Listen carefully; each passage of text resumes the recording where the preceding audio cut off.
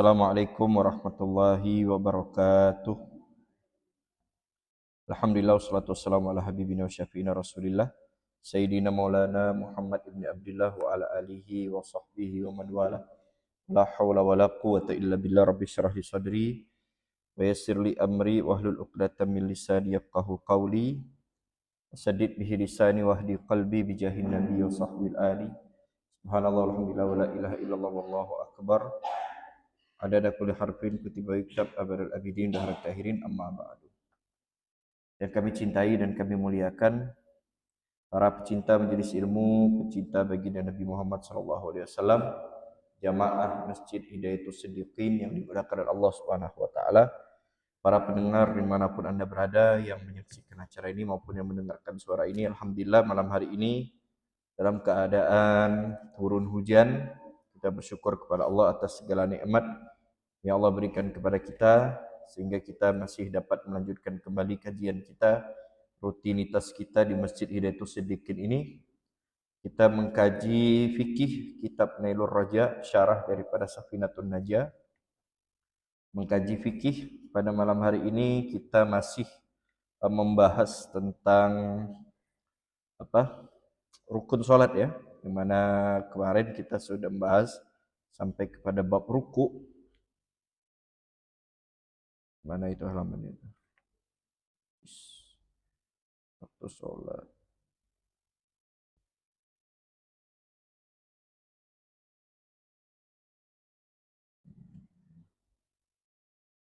Mana dia? Rukun sholat.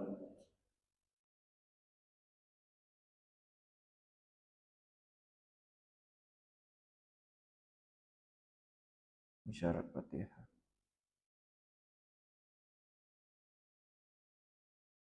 Nah ini dia. Baik, rukun yang kelima kemarin. Yaitu kita membahas rukun yang kelima adalah ruku. Masih ingat berapa syarat ruku kemarin? Ada 6 ya.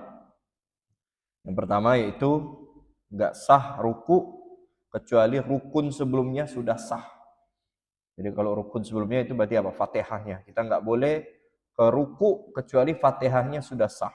Dan nanti akan ada 10 syarat sahnya surat Fatihah. Nanti akan kita pelajari setelah ini.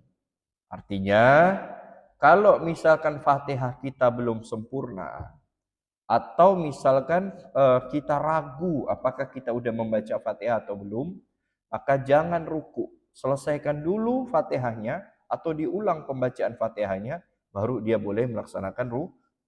Atau seperti yang Anda contohkan kemarin, orang ruku ya, waladdolinnya sambil ruku. Jadi linnya pas ruku. Nah ini juga nggak sah. Kenapa? Karena Fatihah itu harus dibaca saat kita berdiri, nggak boleh sambil ruku. Nah, yang kedua yaitu nggak boleh bertujuan selain ruku, nggak boleh. Kecuali misalkan ruku plus yang lain itu nggak apa-apa. Misalkan dia kesenggol atau mungkin kuncinya jatuh, HP-nya jatuh. Keburu jatuh, udahlah sekalian jatuh, sekalian dia ruku. Itu nggak boleh. Tapi kebalikannya boleh. Dia ruku sekalian ngambil, misalkan HP-nya jatuh atau duitnya jatuh. Nah, bedakan antara keduanya. Kalau yang pertama memang tujuannya nggak mau ruku. Dia tuh jatuh, kesenggol, nggak sengaja, keruku. Udahlah, udah nggak sengaja ya udah sekalian aja ngambil HP atau ngambil kunci yang jatuh dari saku. Dari awal dia nggak mau ruku. Nah ini nggak sah. Tapi kalau dari awal dia mau ruku, dia ruku ya. Terus dia mungkin pas ruku ada HP-nya jatuh atau duitnya jatuh, sekalian diambil. Itu nggak apa-apa karena memang dari awal niatnya harus ruku. Yang ketiga syaratnya harus tumak ninah. Ini tumak ninah ini dalam beberapa rukun sama ini. Yang keempat tumak ninahnya harus yakin, nggak boleh tebak-tebakan. Ana udah tumak ninah belum ya? Ruku ana ini tumak ninah nggak? Nggak boleh dia naik, nggak boleh dia i'tidal. Ya. Harus dia lamakan rukunya. Nggak boleh kayaknya dalam beribadah. Yang kelima dia harus membungkukkan badannya sekiranya kedua tangannya menyentuh kedua lututnya. Kalau memungkinkan dalam keadaan normal. Yang keenam, yang terakhir syaratnya yang kemarin adalah tidak boleh inkhinas. Inkhinas itu apa? Terlalu condong. Jadi membusungkan dada, mohon maaf tulang ekor atau bokongnya dinaikkan. Seperti begini. Seperti apa gayanya ya? Kayak begini rukunya. Ya nanti punggungnya agak begini. Ini nggak boleh, ya. Tidak diperkenankan ruku seperti itu. Nah, kecuali kalau dia ada penyakit tulang, sakit tulangnya ada. Kemarin saya lihat orang rukuknya begini, kan. Tak tanya kenapa, sakit dadanya, tulang agak bungkuk, ya nggak apa-apa. Kalau orang normal itu nggak boleh. Nah itulah 6 syarat ruku. Yang berikutnya itu i'tidal. Sami Allahu liman hamidah. Nah, jadi hanya i'tidal saja yang nggak pakai takbir. Walaupun sebenarnya nggak apa-apa takbir. Misalkan nanti imam dia ruku mungkin lupa, kalau lupa ya nggak apa-apa. Sengaja pun nggak apa-apa. Nah, cuman bid'ah kalau sengaja itu. Bid'ah itu. Nah, ini boleh dalam bab ini sama gitu dengan akidah sebelah. Karena nggak ada i'tidal pakai Allahu Akbar. Dia ruku Allahu Akbar nanti berdiri Allahu Akbar, nggak ada. Tapi nggak batal, ya tidak batal kecuali kalau niatnya mengejek baru batal itu. Tapi kalau sengaja atau tidak sengaja nggak apa-apa, cuman bid'ah. Tidak diperkenankan bid'ah di sini, maksudnya tidak diperkenankan, tidak diperbolehkan. Nah, kenapa hanya i'tidal saja sami Allahu liman hamidah? Itu ada alasannya. Dikisahkan Imam Ali bin Abi Thalib, beliau turun dari rumahnya ingin sholat subuh. Ingin sholat subuh sampai ke masjid, ya, tiba-tiba pas di jalan dia mengejar sholat subuh. Beliau agak telat ke masjidnya. Dan sahabat tuh sangat kepengen, nggak mau ketinggalan takbiratul ihram bersama imam, nggak mau. Bahkan sampai ada sahabat tuh yang menangis sejadi-jadinya. Kenapa menangis? Karena ketinggalan takbir bareng imam. Seperti nangis si anak kecil yang nggak dapat susu dari orang tuanya. Nangis. Ketika ditanya, kenapa ente menangis? Apa dia bilang? Anak ketinggalan takbir bareng imam. Karena ketinggalan rakaat pertama bareng imam, nangis. Kalau kita tuh biasa ya kan, ketinggalan bareng sama imam kan biasa ya. Kalau sahabat tuh nangis, nggak mau. Mereka sampai hampir berbunuh-bunuhan. Dikatakan mereka itu untuk sop depan itu keadaannya ketatalu sampai hampir berbunuh-bunuhan. Hanya ingin rebutan sop depan. Bukan berarti hakikatnya mereka pengen perang, bukan. Ini majas hiperbola. Majas berlebih-lebihan. Maksudnya saking pengen sop satu itu sampai mereka itu seakan-akan dikisahkan, dianalogikan hampir berbunuh-bunuhan. Tapi nyatanya bukan berbunuh, enggak mungkin mereka berbunuh gara-gara itu. Ini majas, hiperbola. Saking kepengennya gitu. Kita depan kosong, belakang suruh maju. Majulah aja. Padahal depan dia kosong. Suruh masuk belakang, suruh maju. Yang belakang budak-budak disuruh maju. Bawalah budak-budak sop depan, ada yang lain tak terima. Bukan budak-budak tuh ada mau sop depan karena orang tuanya tak mau maju. Waktu mereka tuh lomba-lomba pengen sop depan, apalagi kepengen takbir pertama bareng imam, dan ini imamnya Nabi Muhammad SAW. Nah, termasuk Imam Ali, beliau turun dari rumah awal-awal. Tiba-tiba di depan ada orang tua. Ada orang tua jalan, orang tuanya ini bungkuk, jalannya pelan-pelan. Imam Ali dengan adabnya beliau nggak mau mendahului orang tua tersebut. Ditunggunya, Masya Allah. Karena gangnya kecil. Ditunggunya dari belakang. Orang tua ini jalannya lama gitu kan.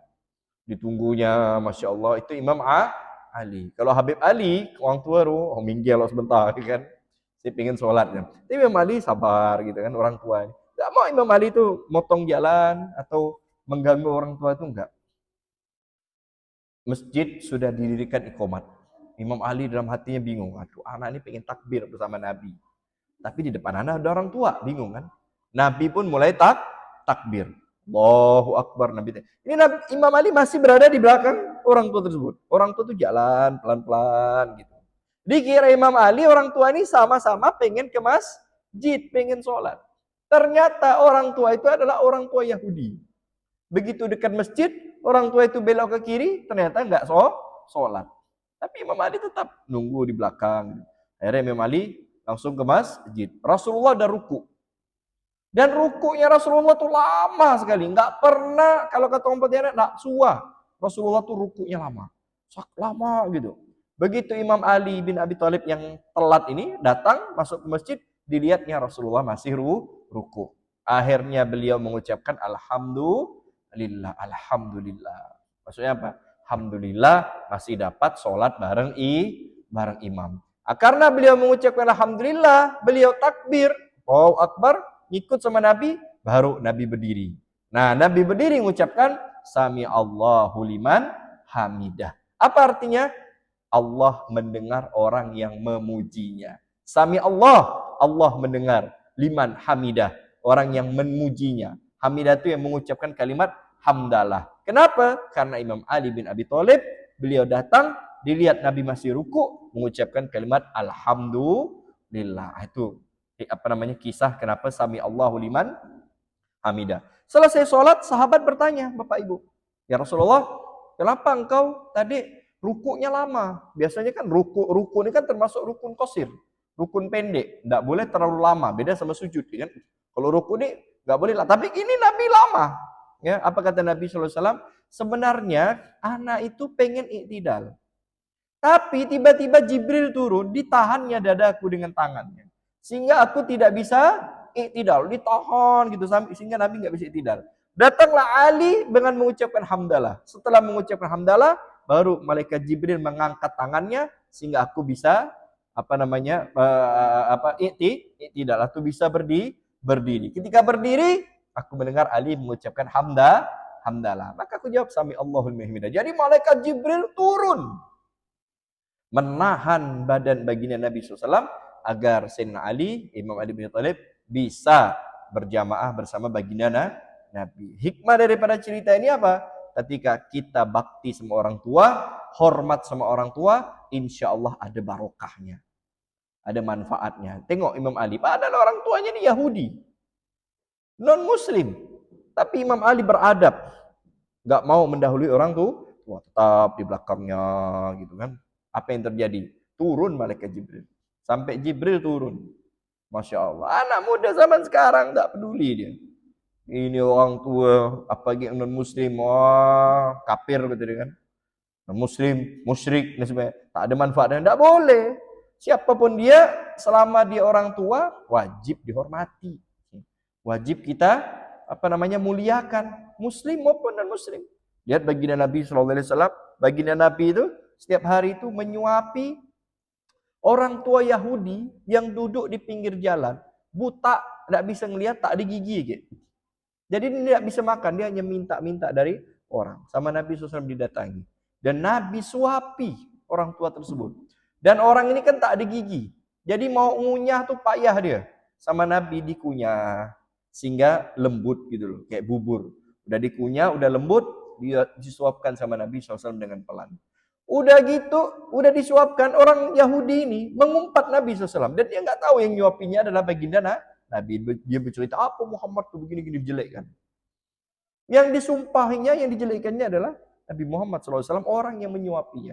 Dan itu sampai Rasulullah wafat, orang Yahudi itu nggak tahu. Yang menyuapkannya adalah Rasulullah. Akhirnya wafat Nabi Muhammad digantikan sama Sayyidina Abu Bakar. Abu Bakar pun tahu kebiasaan Nabi itu setiap jam ini selalu menyuapi Yahudi tersebut. Ayo disuapkan. Begitu disuapkan, langsung dimuntahkan sama Yahudi itu. Pergi kau. Aku nggak mau sama engkau. Kenapa?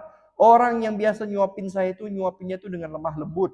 Dikunyahnya dulu sehingga aku bisa memakannya. Karena aku nggak ada gigi gitu loh. Ditiupnya sehingga aku tidak kepanasan. Kamu nggak, langsung suapkan. Berarti kamu bukan orang kemarin. Akhirnya Abu Bakar bilang, orang yang kemarin nyuapin engkau itu udah wafat. Siapa dia yang biasa nyuapin aku? Nabi Muhammad SAW baru tahu ternyata yang menyuapinya selama ini adalah Rasulullah, orang yang disumpahinya, yang dibencinya, yang dicacinya. Kalau anak, orang tua nih, udah disuapkan, diolok-olok kita, memang disuapkan. Kalau saya disuapkan, tapi suapkan ya kan. Sodok gitu kan. Kita tak suka orang tua ini udah kita tolong ya kan, masa gitu diolok-olok. Karena saya hatinya kotor, ya hatinya belum bersih. Kalau Nabi enggak. Nah ini perlu dihadirkan seperti ini agar anak-anak kita, generasi kita itu bisa mencontohi baginda Rasulullah SAW. Khususnya kepada orang tua. Berkah. Ya berkah. Ini sedih saya. Apalagi ya Allah banyak berita itu kan apa? Ya guru kepada murid. Ya, muridnya ngerokok ditempelin sama guru. Masuk penjara gurunya. Habis itu asyiknya yang berita itu kan satu sekolah mogok. Enggak mau sekolah. Ada beritanya itu, mana adabnya. Nah ini kembali kepada pembahasan. Itu nggak ada berkahnya, pasti kalau gitu nggak ada berkahnya.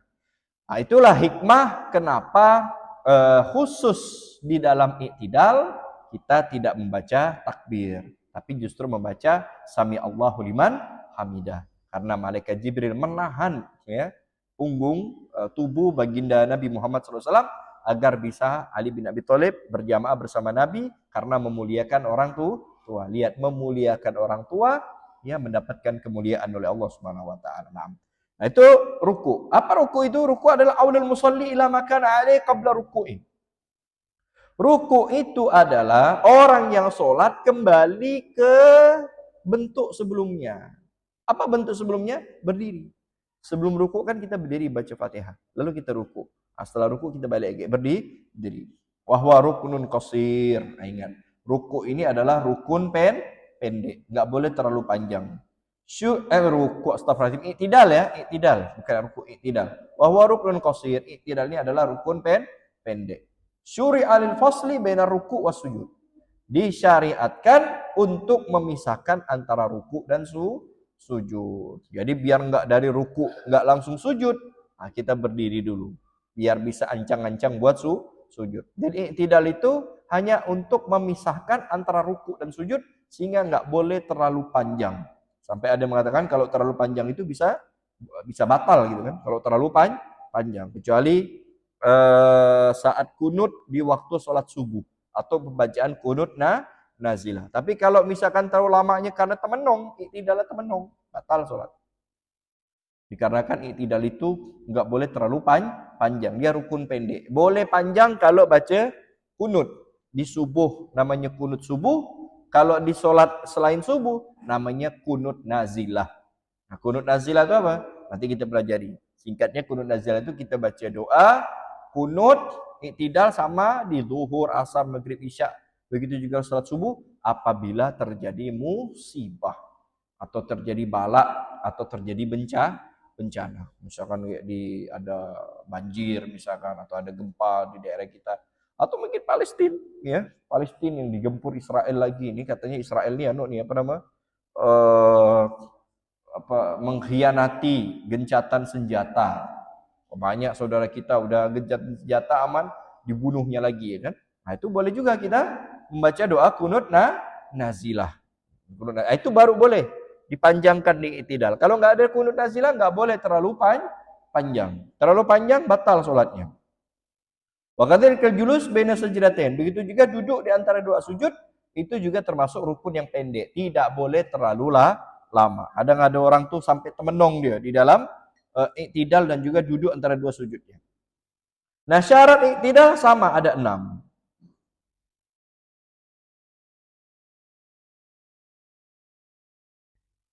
Syarat iktidal adalah 6. Sama kayak ruku. Yang sama nggak perlu saya jelaskan. Yang pertama itu an-yasihha ma qablahu. Rukun sebelumnya harus sah. Berarti rukunya harus sah. Artinya ruku tidak sah, nggak sah juga iktidalnya.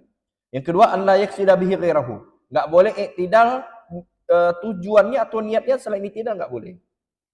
Mungkin dia ruku tiba-tiba ada nyamuk itu kan dia tepuk sekalian berdiri, itu nggak sah. Dia betul-betul bangun dari ruku niatnya hanya untuk iktidal, nggak boleh tujuan yang lain. Yang ketiga an yatma'inna fihi. Dia harus tumak nina di iktidal. Iktidal juga harus tumak nina. Dan tumak ninanya harus yakin. Ini syarat ketiga dan syarat keempat. Harus yakin. Jadi nggak bisa itu. Kadang ada orang pernah saya ngelihat.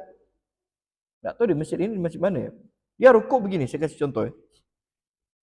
Misalkan dia ruku. Berdiri. Dia ruku. Sami Allahu liman hamidah. Allah. Jadi dia iktidalnya harus diam. Sami Allahu liman hamidah. Diam. Minimal kadar tumak nina. Berapa kadar tumak nina? Subhanallah. Sami Allahu liman hamidah. Diam. Subhanallah. Ini udah. Setelah subhanallah mau gini-gini ke, selama enggak 3 kali berturut-turut ya. Mau garuk-garuk ke, mau betulkan songkok ke misalkan ya. Mau garuk ini enggak masalah. Yang penting dia saat iktidal tubuhnya diam minimal subhanallah. Kadang ada orang itu rukuk begini. Sami Allahu liman hamidah. Allah. Tangannya memang tubuhnya diam tapi tangannya belum diam. Jadi tumanina itu harus satu tubuh diam. Kayak kemarin saya kasih contoh. Sering juga tuh saat rukuk begini. Sami Allahu liman hamidah. Tangannya Allah langsung sujud. Ini enggak sah iktidalnya. Kenapa? Karena dia enggak tumanina. Ini sering ini tangannya. Paham, Bu? Sami Allahu liman hamidah. Nah, ini tangannya. Ini batal 2 kali ini kalau dia sujud. Pertama batal nggak ada tumak nina. Tumak nina harus diam, tangannya diam. Nggak boleh gini-gini. Kedua, bergerak 3 kali berturut. Karena ini 2 tangan ini. Ya, kalau gini 4 langsung nih. Ini kan 4 kali gerakan batal sholatnya. Jadi apa susahnya ketika kita tidak Sami Allahu liman hamidah. Dah. Sebenarnya afdolnya itu tangan itu berhenti saat dah yang benar. Bukan yang benar, yang afdol maksudnya. Sami Allahu liman hamidah. Biar apa? Biar saat dah diam tangannya. Karena kalau kita sami Allahu liman hamidah, akan dahnya di tangan itu yang memicu tangan kita bergerak. Afdolnya, tapi kalau Bapak Ibu sudah terbiasa sami Allahu liman hamidah, dahnya tangan itu tidak masalah. Yang penting tangannya enggak gerak. Sami Allahu liman hamidah, kadang betulkan sarung lah, apalah. Ini paling rawan bergerak memang saat kita tidak. Iya, Beb, saya juga di masjid saya juga ada. Iya, rata-rata itu mah. Sering ketemu itu. Saat tidak itu tangannya gerak dan lain sebagainya. Diam. Kalau enggak sah tidaknya. Bisa dipahami Bapak Ibu ya. Lalu posisi tangannya bagaimana yang benar? Benar di sini artinya sempurna ya, bukan berarti haram enggak. Artinya apa kelakuannya apa kebalikannya haram enggak gitu.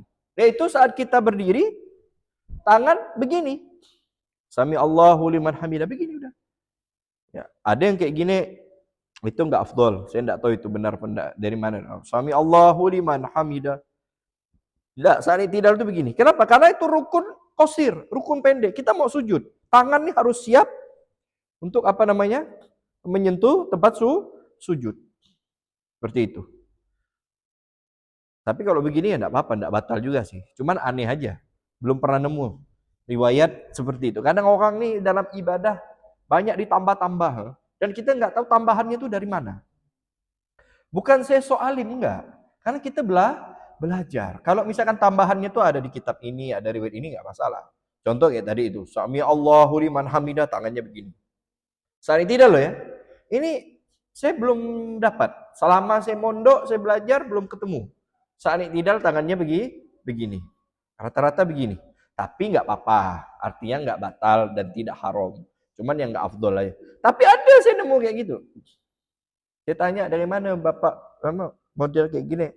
Saya tahu dari guru hakikat saya kata dia. Ada pula guru hakikat pula nih. Baru tahu pula berarti lawan dari hakikat kan tidak hakikat. Berarti kalau tak ada hakikat hantu dong berarti. Berarti saya guru hantu gitu kan. Kadang juga ada di masyarakat tuh yang ditambah-tambah tanpa kita ketahui dalilnya ya, tanpa kita ketahui dalilnya saat salam itu. Assalamualaikum warahmatullahi wabarakatuh. Dibuka tangannya. Ini misalkan tangan. Assalamualaikum warahmatullahi wabarakatuh. Enggak apa-apa, enggak masalah. Cuman itu enggak ada dalilnya. Saya belum ketemu itu makna ya. Riwayat yang mengatakan saat salam buka tangan. Walaupun saya tanya maksudnya apa? Ini maksudnya Pak Ustadz minta rahmat. Terus ini kadang dibalik sama dia. Jadi tangannya begini. Padahal saat tahiyat itu dua-duanya begini. Enggak begini Pak Ustadz. Kirinya dibuka. Kenapa? Biar nanti saat kita salam ini dibuka, maksudnya minta bukaan surga. Nanti saat kita salam ke kiri, kita tutup. Maksudnya apa? Tutup pintu neraka. Saya bingung ini dapat dari mana ilmu ini kan. Jadi saat tahiyat tuh tangannya begini. Tangannya begini. Ada itu. Sebelah saya. Ngapa begini nih? Oh nanti saat salam, ini dibuka. Saat kiri, ini tutup. Tak ada. Bingung saya. Nanti ketika kita negok, kau tuh budak mentah. Kata dia. Baru lulus kemarin, kata dia kan. Belum tahu apa-apa. Ilmu kau masih cetek. Kata, aduh, payah orang kayak gini nih. Ya adalah. Yang penting sah aja lah. Memang tidak batal. Enggak masalah ya. Cuman kita beragama ini harus ada dalilnya Bapak Ibu. Ya, beragama itu harus ada sumbernya. Dalil itu apa? Sumber kita apa? Al-Qur'an, hadis, fatwa ulama berupa ijma maupun qiyas. Ijma itu kolektif, kalau qiyas individu, sporadis dan sebagainya. Itu ada enggak boleh menurut saya enggak boleh. Ya, itu kayak gini enggak boleh dalam beragama itu. Takutnya nanti menurut saya ternyata salah. Ya kalau salah ya bukan dapat pahala, malah dapat dosa. Itu kembali kepada pembahasannya. Itu sering terjadi di i'tidal, tangan bergerak-gerak dan lain sebagainya. Tangannya gerak-gerak. Diam. Minimal apa? Subhanallah. Jadi selama kadar subhanallah itu berapa? Anggaplah 1 atau 2 detik mungkin subhanallah. Paling lama 3 detik lah. Anggaplah 3 detik. Jadi selama durasi 3 detik itu jangan banyak gerak. Diam gitu loh. Kecuali beberapa anggota, hanya 6 anggota tubuh yang boleh gerak-gerak. Apa itu? Enggak boleh. Dalam keadaan tamuan enggak boleh.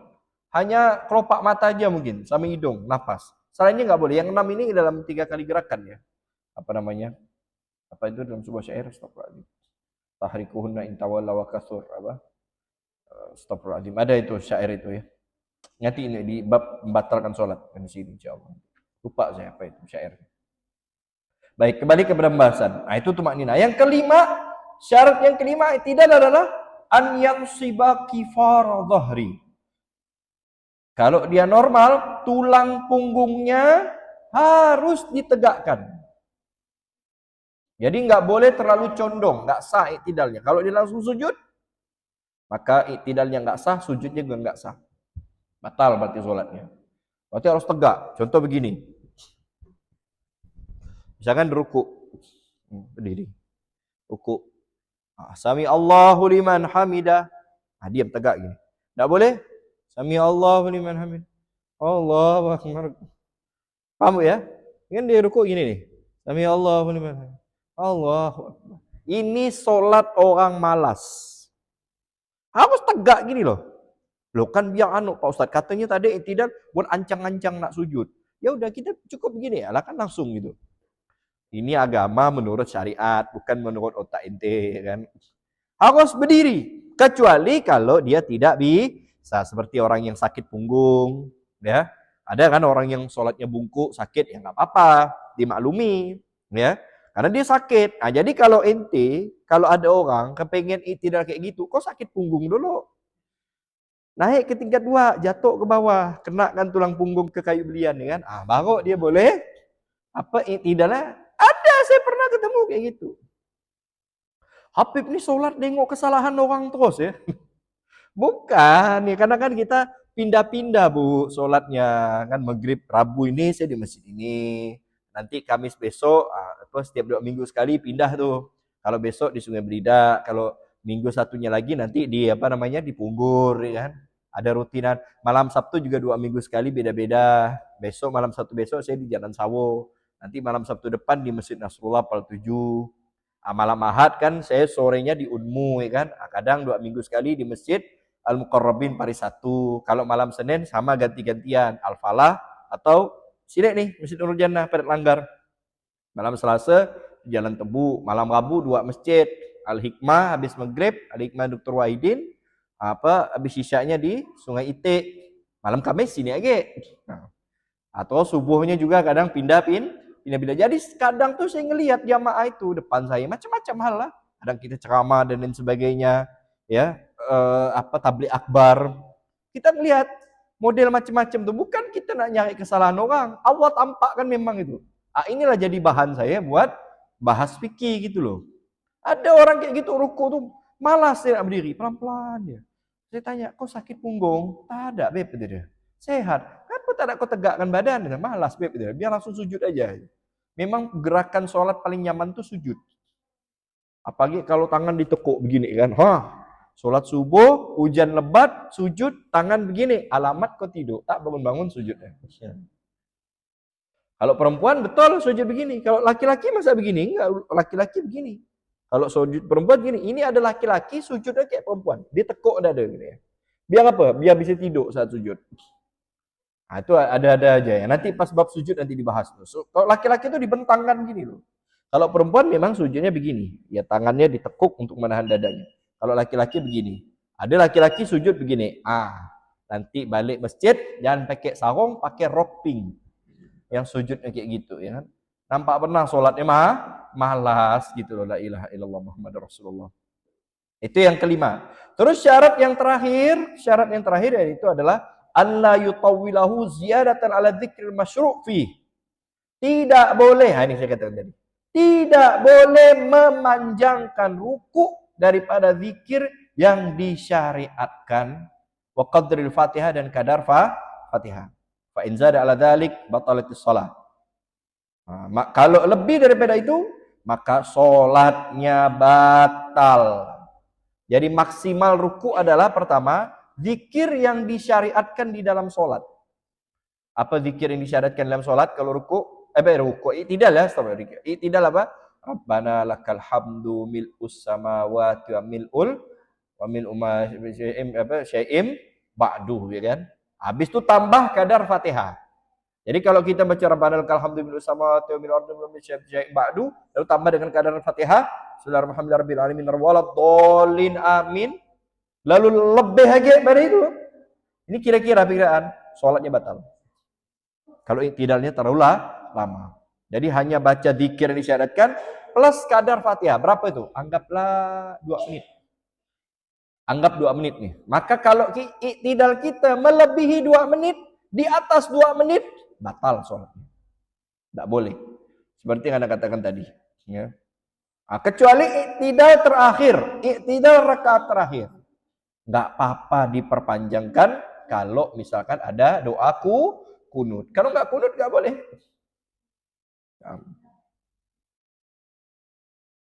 Nah, ini pendapat Imam Romli mengatakan fayadur tatwilu biduni kunut. Kalau nggak baca kunut terlalu panjang sama batal. Nah, tapi kalau kita baca kunut, nah nggak apa-apa dilama-lamakan. Tapi kunutnya pun jangan terlalu lama. Ini mentang-mentang kunut yang 3 lembar dibaca. Ditambah ke doa Rasul, ditambah doa selamat. Itu tidak boleh terlalu kepanjang. Jadi kunut yang disyariatkan aja, kunut yang apa namanya, yang sudah ditulis oleh para ulama. Jadi tidak boleh terlalu lama karena dia hanya untuk memisahkan ruku dan sujud. Kalau mau lama di sujudnya gitu ya. Nah, sampai sini ada yang mau ditanyakan, silakan dari kalangan jamaah atau yang ada di medsos.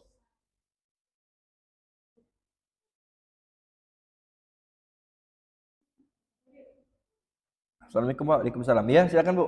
Ya, silakan Pak Haji. Waalaikumsalam warahmatullahi wabarakatuh.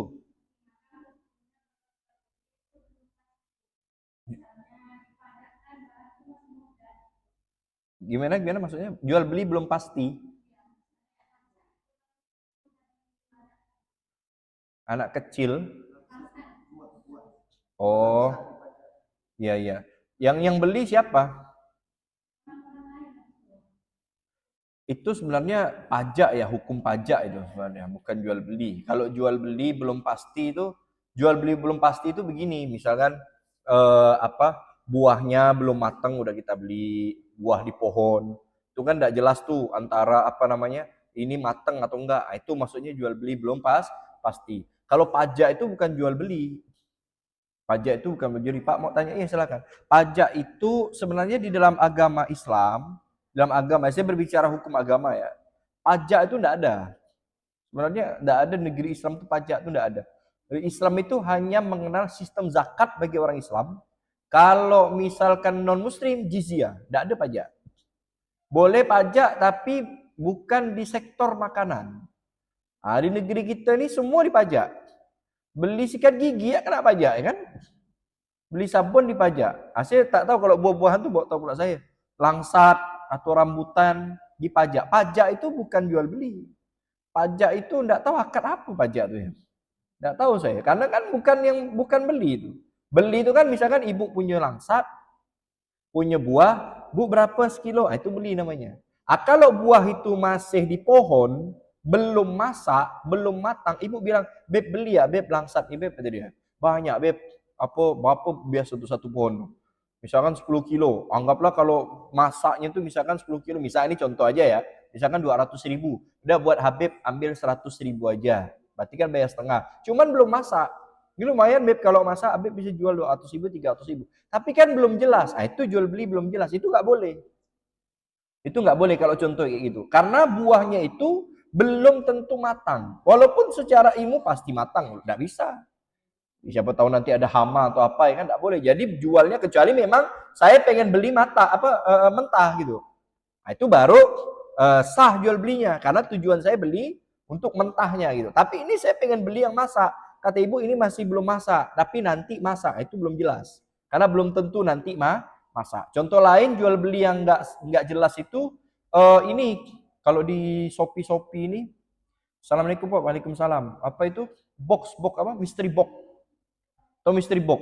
Ada di Shopee, di toko online tuh. Jadi nanti ada mystery box, cuman bayar 10.000.